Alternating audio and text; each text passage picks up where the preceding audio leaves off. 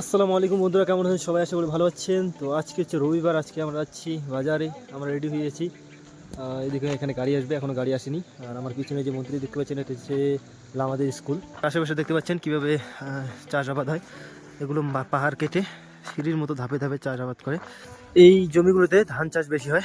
দেখুন, ধান কেটে নেওয়া হয়েছে, এগুলো নিচের অংশগুলো। আর এগুলো দূর থেকে খুব সুন্দর দেখা যায়। আপনাদেরকে দেখাচ্ছি, এদিকে নিচে দেখুন কি সুন্দর করে সিঁড়ির মতো ধাপে ধাপে জমি রেডি করা রয়েছে।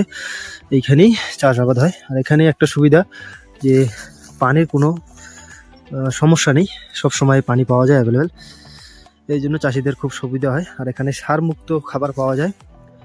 এখানে ধানেও কোনো রকম ইউরিয়া, রাসায়নিক সার ব্যবহার করা হয় না।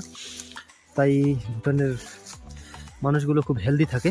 আর এখানকার লোকগুলো খুব পরিশ্রমিক হয়, কারণ পাহাড়ে ওঠানামা এরা হেঁটেই করে। তাই এদের শরীর সবসময় হেলদি থাকে এবং তাই তাদের পায়ের যে মাসালগুলো থাকে সেগুলো খুব শক্তিশালী থাকে এবং ফোলা ফোলা থাকে, আমাদের থেকে অনেক বড়। এখানে ছোট বাচ্চা থেকে মহিলা সবাই পাহাড়ে হাঁটা চলাফেরা করতে পছন্দ করে। আর এখানে তেমন সাইকেল বা মোটরসাইকেলের তেমন সুবিধা নেই। এখানে তো আমরা মোটরসাইকেল দেখতে পারি না, শুধু আমাদের ঠিকাদারের কাছে একটা আছে। তাছাড়া এখানেই ট্যাক্সি এবং পার্সোনাল কার এবং মাল বহনকারী এগুলোই দেখা পাওয়া যায়। তো ফ্রেন্ডস, দেখতে পাচ্ছেন আমরা গাড়িতে উঠছি। তো আমরা নেমে পড়লাম অর্ধ রাস্তায়, কারণ ভুটানের আইন ওভারলোড চলবে না। তাই আমরা তিনজন নেমে পড়লাম। ওরা যাচ্ছে, আমরা হেঁটে হেঁটে যাব, আমি, চাচা এবং মামা। তো ফ্রেন্ড, দেখতে পাচ্ছেন একটু আমলকি দেখা পারলাম।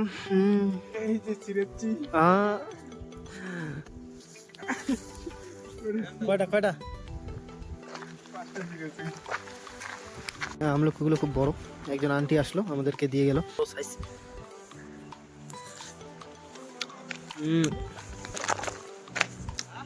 সুন্দর। আমরা এখন বাজারের পাশে আছি, আমাদেরকে এখানেই নেমে দিয়ে গেল, কারণ ওভারলোড হলে ফাইন, প্রতি প্যাসেঞ্জারের জন্য 1000 টাকা। এটা খুব ভালো নিয়ম আর কি।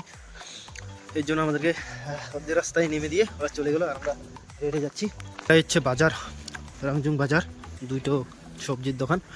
আমরা এখন আছি রাংজুং বাজার। এখানে খুব ঠান্ডা হাওয়া চলছে।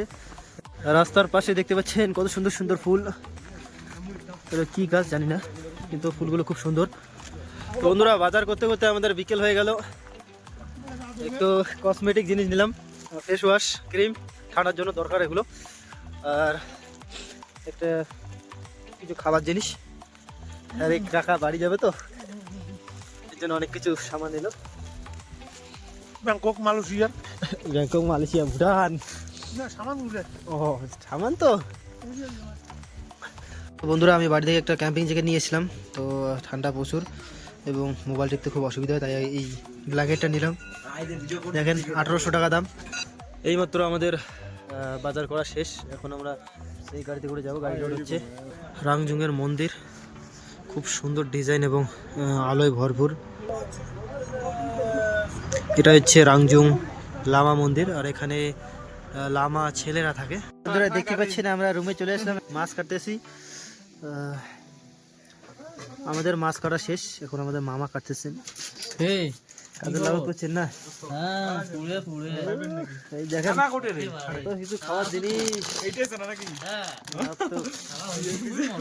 বানাও বানাও, আমার খামো না।